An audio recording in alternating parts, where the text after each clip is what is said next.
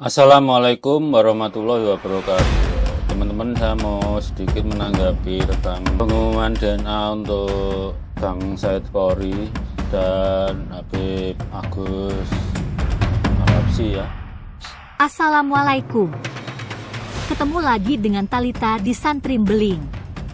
Semoga sedulur semua hari ini sedang sehat, bahagia dan berkecukupan. Yang hari ini sedang tidak bahagia, sedang tidak sehat, sedang tidak berkecukupan, Talita doakan, insya Allah besok keadaan berubah, jadi sehat, bahagia dan berkecukupan, amin. Sholawat salam teruntuk Nabi besar Muhammad Sallallahu Alaihi Wasallam. Semoga kita ini dimasukkan ke dalam golongannya, dan kelak akan mendapatkan syafaat di yaumil akhir. Amin. Dijauhkan dari sifat yang tidak disukai Allah Subhanahu wa Ta'ala dan Nabi-Nya. Amin. Kita simak saja bareng yuk videonya. Tapi sebelum tonton, subscribe dulu ya.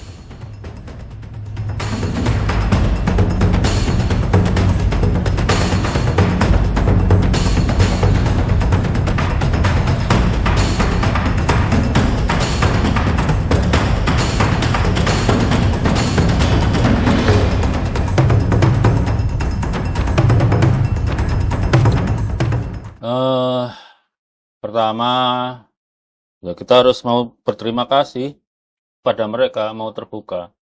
Lepas kesimpulan apa buat mereka, itu ya terserah pribadi masing-masing gitu ya.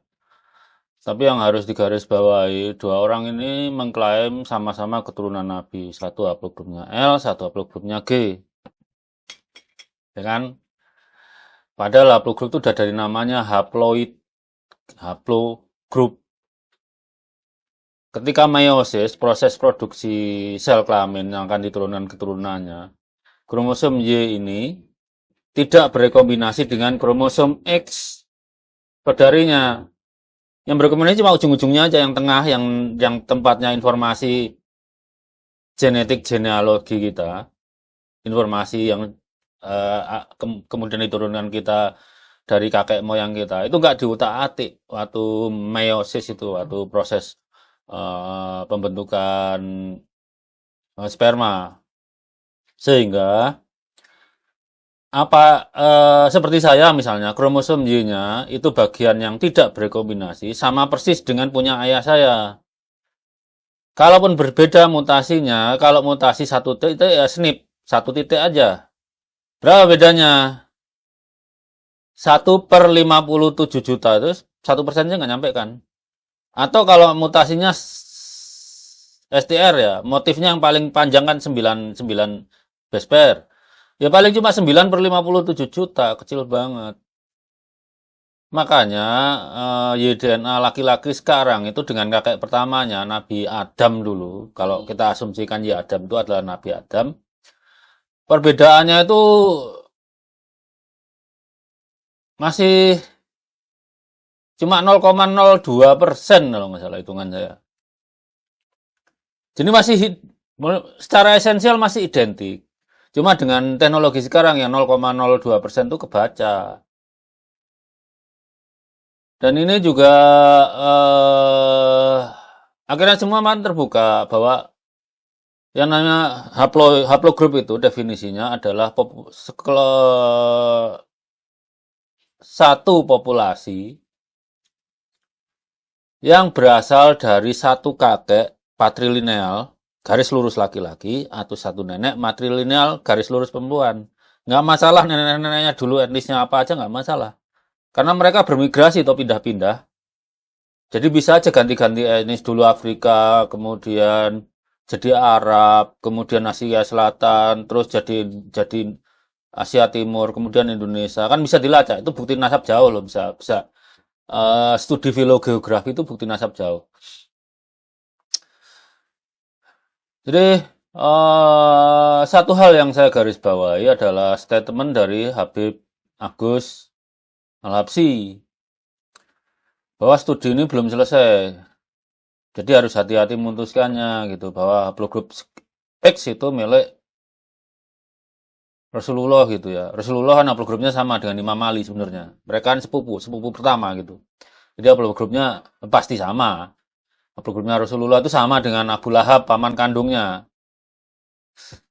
Jadi seperti definisi tadi bahwa haplogrup itu adalah sekelompok laki-laki yang berasal dari satu kakek yang sama. Berarti kakek dengan cucunya itu haplogrupnya sama.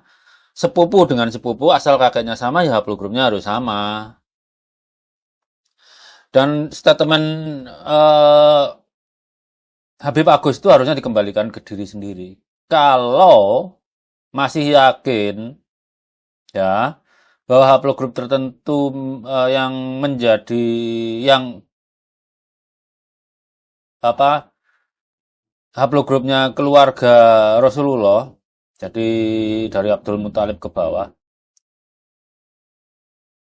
itu belum pasti. Seharusnya yang mengklaim keturunan Nabi itu juga harus berhati-hati. Cabut dulu klaimnya sampai penelitiannya selesai. Tetapi kalau kita susun filogeni itu silsilah secara genetik, bukan secara buku nasab ya. Silsilah secara genetik, dan ini panjang sekali. Orang ilmu nasab itu kan kenalnya baru kapan tuh. Tapi kalau silsilah genetik ya dimulai dari Y Adam dulu. Kita nggak punya data kromosom Y sebelum Y Adam tuh belum ada datanya. Ada juga loncat moyangnya Homo sapiens dan Homo neanderthal, tapi di antara moyang bersama ini ke Y Adam nggak ada datanya sama sekali, jadi nggak bisa dipelajari juga gitu.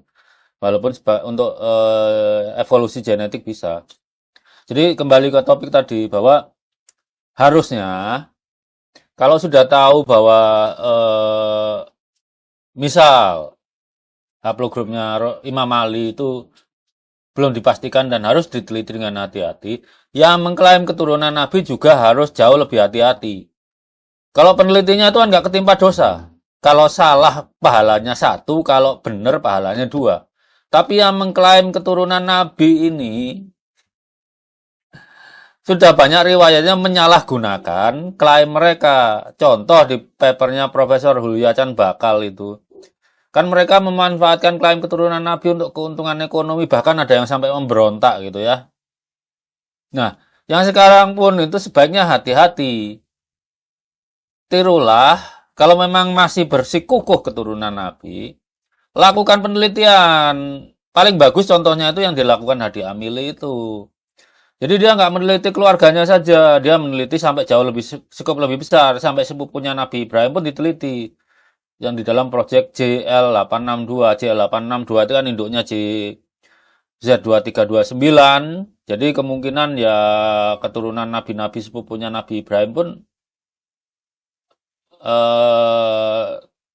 di situ ada juga meneliti yang di Kohen keturunan Nabi Harun itu. Jadi kalau saya berbeda pendapat ya tentang Hadi Amil itu wajar lah. Terutama tentang haplogrupnya Nabi Ibrahim. Tapi bahwa langkah Hadi Amil itu benar-benar mengklaim keturunan Nabi, melakukan penelitian. Boleh sekarang kan kalau kita total JL862 dengan yang itu kan berapa ya? Udah lebih dari 3.000. Kalau digabung dengan Kohen itu udah 4.000 orang loh.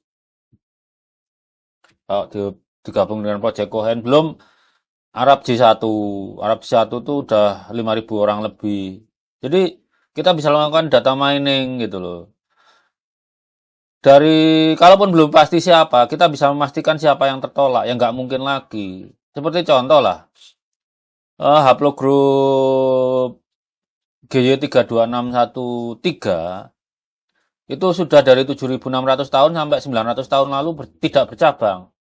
Kalau kita ikutin filogenetika seperti itu, ya otomatis seperti Nabi Ishak punah keturunannya. Sayyid Ja'far bin Abi Thalib, kakaknya Ali bin Abi Thalib juga punah. Cabang Hasani ikutan punah karena bercabangnya baru 900 tahun yang lalu gitu. Kalaupun kita punya pembanding dengan Kohen yang haplogrupnya G juga ada, GM377. Itu moyang bersamanya dengan Balawi berapa tahun yang lalu? Sekitar 17.000 tahun yang lalu lah teman-teman, 16.000 berapa gitu. Itu kan nggak mungkin. Benar sama-sama G antara cabang yang Nabi Harun, yang mengaku keturunan Harun, dengan yang mengaku keturunan Imam Ali, sama-sama G-nya. Tapi kakek bersamanya itu 16.000 tahun lebih. Tes DNA itu karena tahu kakeknya itu tidak mungkin digali kubur, maka yang diukur adalah jarak genetik dua sepupu ini.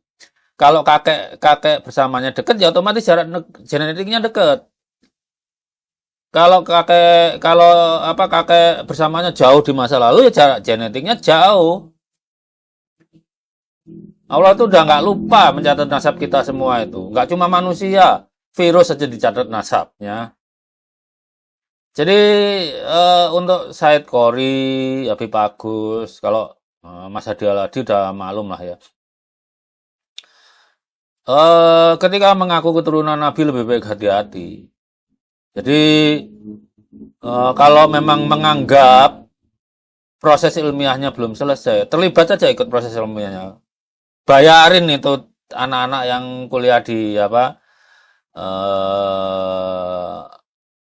proyek yang kuliah di Fakultas Family History atau yang genetika, bayarin aja lah. Lebih baik hati-hati kalau ngaku keturunan. Tapi kalau ternyata dari penelitian sekarang, penelitian yang berlangsung itu umumnya adalah membuang yang tertolak dulu. Sampai terakhir yang paling dapat diterima itu yang terakhir. Sama, semua penelitian begitu. Kalau Anda misalnya meneliti ternak kan ya, yang ternak nggak bisa dipakai entah karena status kesehatannya jelek atau fiturnya tidak sesuai yang diharapkan, ya dipangkas dulu, tidak diikutkan dalam misalnya program pemulihan. Sama kalau saya misalnya tujuannya mencari pengaruh enzim terhadap enzim lipase gitu ya, terhadap kesegaran filet ikan. Ya, saya pilih ikan yang berlemak dong, bukan ikan yang tidak berlemak. Jadi, dari progres penelitian itu kan nggak diterbitkan selesai langsung, nggak. Semua penelitian itu berjenjang semua. Progres, dipublish, kemudian apakah ada yang menentang atau yang menerima, mereka meneliti lagi, terus itu. Itu indahnya dunia akademik kalau dapat pendanaan. Kalau saya udah 4 tahun kerja riset tuh dari kantong sendiri, mau gimana lagi? Udah capek lah protes. Jadi untuk Habib Agus dan terutama Habib Agus ya, kalau melihat umurnya ya mungkin udah jauh lah di atas saya. Lebih baik ambil langkah aman aja. Tidak perlu mengaku keturunan Nabi, tidak perlu juga programnya dilabelkan ke Nabi. Pasrah aja kalau yakin keturunan Nabi, nanti Nabi akan mengenali kita. Tapi kalau mengaku-ngaku keturunan Nabi, nanti Nabi malah bisa menuntut pertanggungjawaban kita. Kalau kita mengklaim keturunan Nabi, ditanya Nabi buktinya apa gitu kan, nggak bisa jawab, repot. Beda kalau kita diem, bukan keturunan Nabi, tapi Nabi mengenali kita, tahu-tahu dipeluk kan enak. Ya kan? Kalau saya yakin Nabi itu yang paling penyayang di antara kita. Cucu-cucunya yang nggak dikenali orang sebagai Sayyid atau Syarif, diem saja. Tapi yang penting mengamalkan ilmunya, menunaikan tugasnya sebagai khalifah di muka bumi. Berusaha semasa dia hidup itu memberi manfaat sebanyak-banyaknya buat lingkungan sekitarnya, buat alam gitu ya. Kan namanya rahmat untuk sekalian alam kan, nggak cuma buat muslim aja. Ya kan cucunya yang model seperti itu paling cepat dikenali oleh Rasulullah. Tapi beda yang mengklaim keturunan Nabi. Ya, walaupun itu cucunya beneran, pasti akan menurut saya pasti ditanya, apa buktimu itu kan? Karena umat Nabi ini yang biolog kan banyak, Nanti hari pengadilan kok, termasuk pengakuan sebagai keturunan Nabi pasti diadili. Apa buktimu kalau kamu keturunanku? Ini referensinya kan, maksudnya Rasulullah gitu. Kalau bisa membuktikan bagus, kalau nggak bisa gimana? Kan jadi dusta. Dusta mengatasnamakan Rasulullah. Hukumnya kan jelas. Dikasih slot di di tungku sana. Tapi buat yang ngaku-ngaku nggak ngaku-ngaku malah enak. Kalau dia beneran cucu Nabi dan cucu yang bisa dibanggakan, ya insya Allah diakui lah. Itu ya Habib ya. Saran saya sih, nggak perlu kekeh. Karena kalau secara DNA,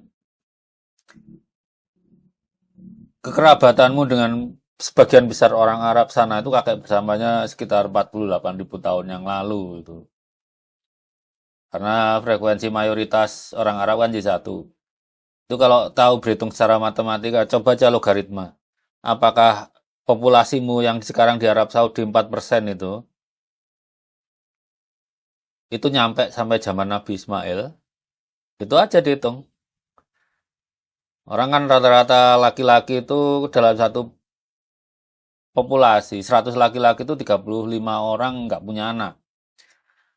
Kalau populasi berkembang, itu jumlah laki-lakinya punya anak laki-laki itu lebih dari 1. Biasanya 1 sampai 1, sekian sampai 1,3. Kalau 1,4 sampai 1,5 itu kayaknya mustahil. Populasinya ledakannya tinggi banget itu. Itu udah natural tuh. Maksudnya biar ya dalam populasi itu laki-laki nggak cuma dari keluarga kita. Ada laki-laki lain yang memperkaya genetik kita sehingga populasi itu sehat gitu. Jadi itu teman-teman dengan di publikasinya haplogrupnya Kori dan Agus ini, Bang Kori dan Bib Agus ini, itu kan buka mata kita melek gitu ya, bahwa kakek bersamanya ada loh antara Habib Agus dengan Said Kori ini. Tapi berapa umurnya?